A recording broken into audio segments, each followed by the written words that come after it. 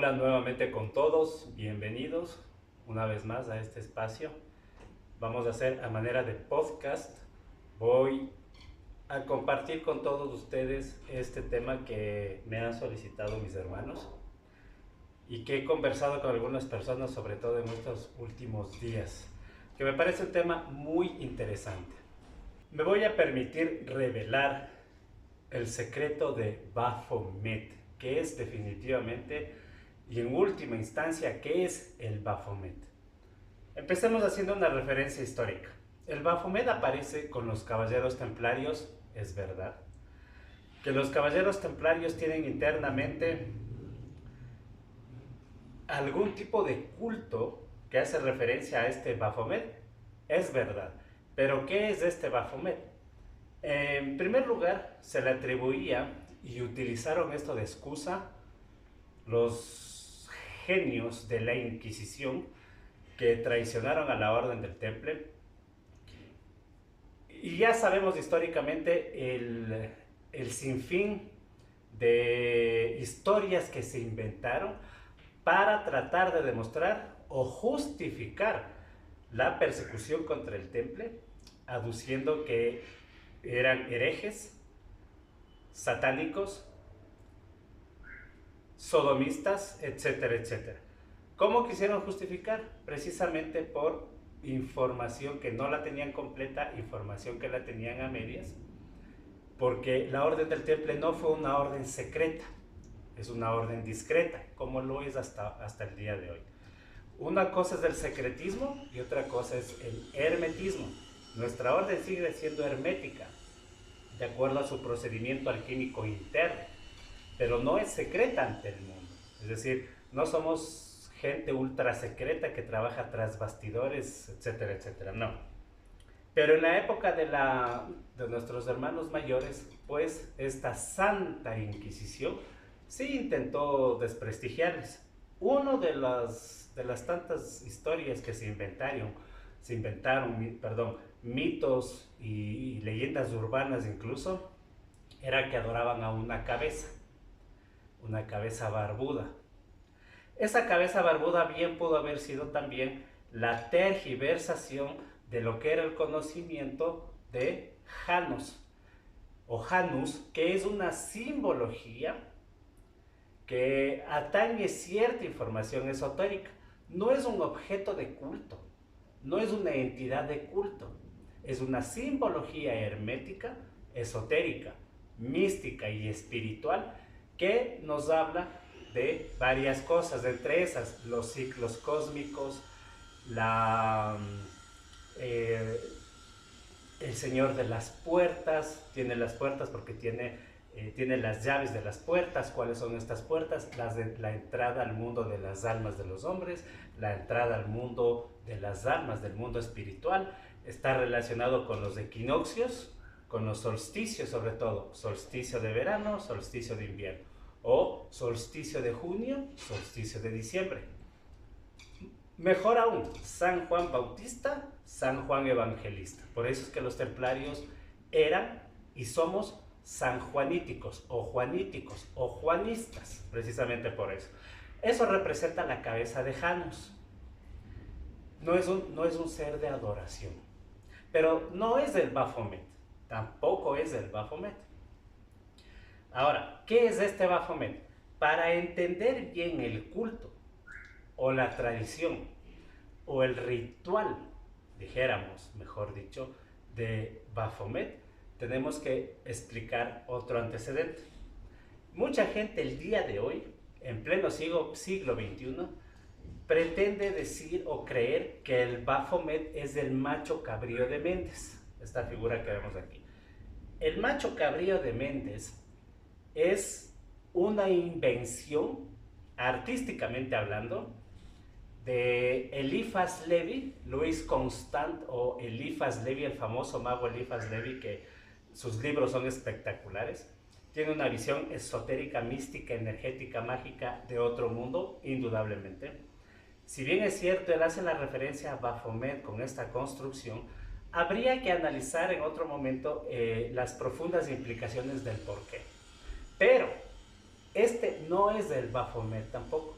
se llama el macho cabrío de Méndez. ¿Por qué se llama el macho cabrío de Méndez? ¿Tiene alguna asunción satánica? Por supuesto que no. ¿Tiene alguna asunción diabólica? Peor. Para mí personalmente, y les comparto como caballero templario, esta figura del macho cabrío de Méndez es una enciclopedia esotérica de la cosmovisión pagana de los siglos pasados. Cosmovisiones absolutamente exquisitas, ricas en mitología, en el símbolo, en el arquetipo, que hay que entenderlas. Por eso yo les digo que todos esos grupos satánicos que usan esta figura como ente de adoración no llegan ni a la esquina, porque no van a hacer nada, están totalmente equivocados.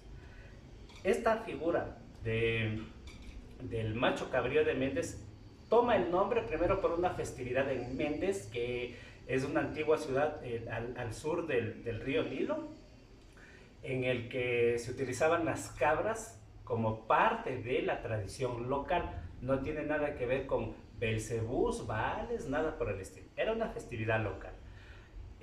Vinculado a un paganismo muy interesante, sí, vinculado a las fuerzas de la fertilidad también. Entonces, de ahí parte la referencia del macho cabrío de Méndez. Pero Eliphas Levi, cuando le dibuja esta fabulosa figura, es un compendio alquímico, es el resumen de muchas sabidurías paganas que está ahí.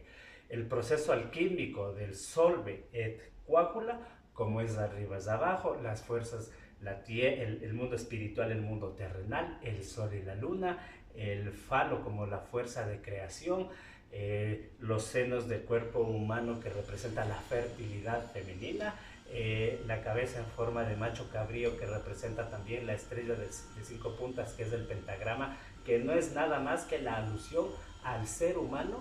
El pentagrama representa el ser humano, el hombre como tal, la especie humana en vía de trascendencia, todo lo que tiene que hacer para la vía de su trascendencia. En definitiva, macho cabrío de Méndez es una enciclopedia esotérica.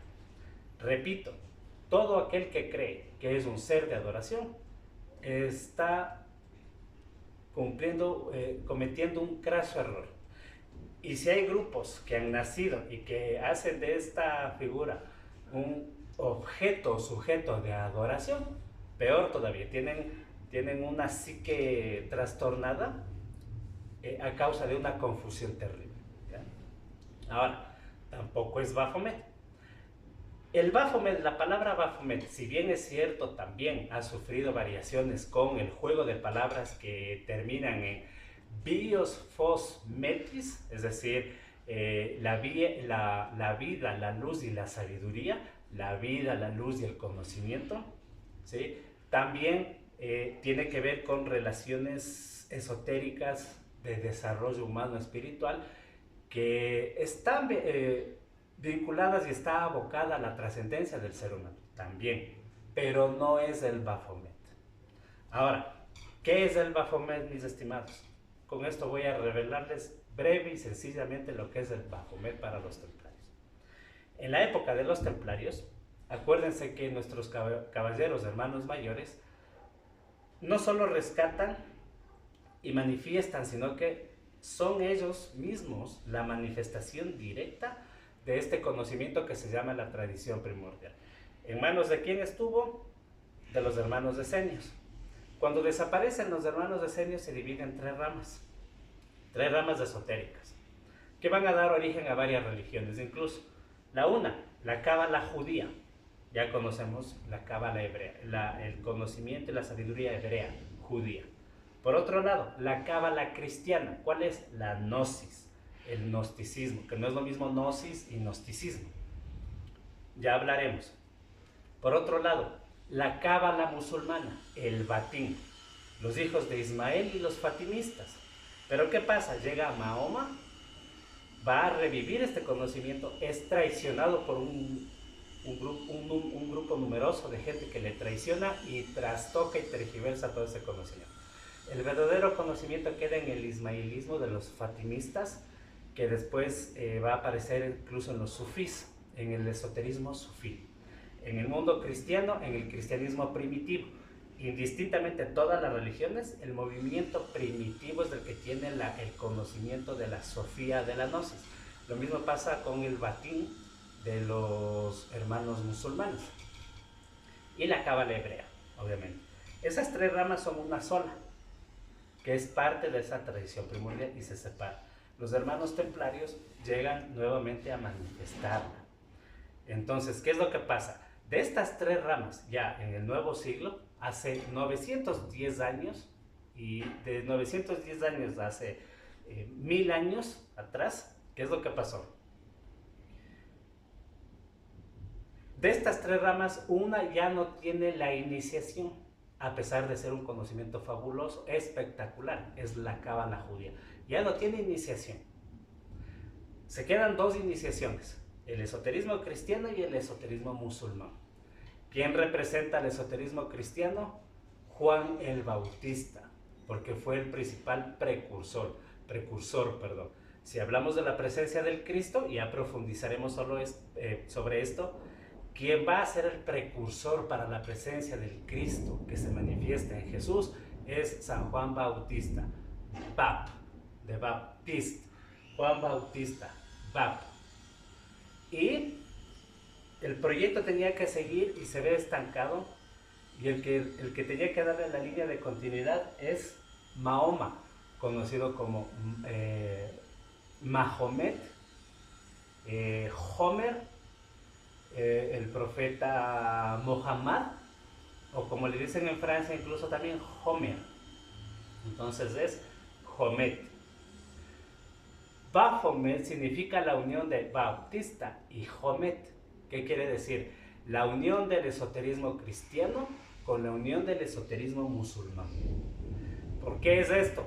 Porque los dos esoterismos, al unirse nuevamente, teniendo en el medio la Cábala hebrea que empasta esta fabulosa sabiduría, entonces se vuelve a completar o vuelve a producirse lo que es la unión de la media luna con la cruz. Esa es una de las profecías también. Esa es una de las profecías templarias. De hecho, los templarios anhelamos y aspiramos a ver ese momento, esa unión, no de las religiones, sino del conocimiento esotérico que hacen una sola. Es la media luna y la cruz. Eso hicieron los templarios. Los caballeros templarios, en plenas cruzadas, en la mitad de la guerra entre cristianos y musulmanes por la Guerra Santa, por la expansión de una iglesia católica que quería expansión y quería poder, no le interesaba el mundo espiritual, quería tierras y agrandarse y expandirse cual imperio. En plenas cruzadas, nuestros hermanos templarios y los hermanos musulmanes, por debajo de la mesa, celebraron la unión a través del rito del pan y del vino. Y ese es el esoterismo cristiano con el esoterismo musulmán. Bab, Homet, Bautista y Mahoma, los dos unidos en un solo ritual. Ese es el ritual que nosotros los templarios tenemos ahora y lo celebramos puerta adentro, porque es el mismo ritual que tienen los hermanos esotéricos musulmanes, en el que cuando hacemos este ritual, primero, estamos uniendo una cadena poderosa espiritual que pretende ese nuevo mundo, esa nueva vida, ese nuevo mundo por vivir. Y segundo, de alguna manera también está rompiendo ciertas cadenas energéticas de magias negras que han venido trabajando a lo largo de siglos y siglos. Entonces el ritual del Baphomet es un ritual de alta magia que tenemos todos los místicos que llegamos a ese nivel de práctica y de experiencia sobre todo, y que estamos enlazando estos mundos, que estamos enlazando los eslabones de lo que es la tradición primordial, y que somos los que anhelamos que primero no se pierda la tradición primordial, y segundo, sea la fuerza lumínica que ayude al planeta en su salto cuántico. Esa es en definitiva otra de las visiones también. Dentro del punto de vista espiritual, teologal si se quiere, se cumplen esas profecías, se cumple ese mandato de mantener unida esta cadena para mantener libres y seguros los caminos de la luz, caminos lumínicos del planeta que van a llevar a lo que va a ser la ciudad celestial, cuando llegue el momento de que la ciudad celestial se pose sobre este planeta, o lo que es lo mismo, que la humanidad trascienda y eleve su conciencia y se despierte. Eso es lo que estamos haciendo. Eso es todo. No hay nada de satanismos, no hay nada de cabezas barbudas, no hay nada de machos cabríos que son nuestros ídolos de adoración. Nada de eso. Absolutamente nada de eso. Baptist y Homet, los dos esoterismos, la cruz y la media luna. El esoterismo musulmán, el esoterismo cristiano, pero como conocimientos elevados de alta magia y de alta espiritualidad. Y eso es lo que estamos haciendo. Y nosotros, como caballeros templarios de la Orden de los Guerreros Iluminados de los Andes, tenemos todos esos manuales. Les mando un fuerte abrazo.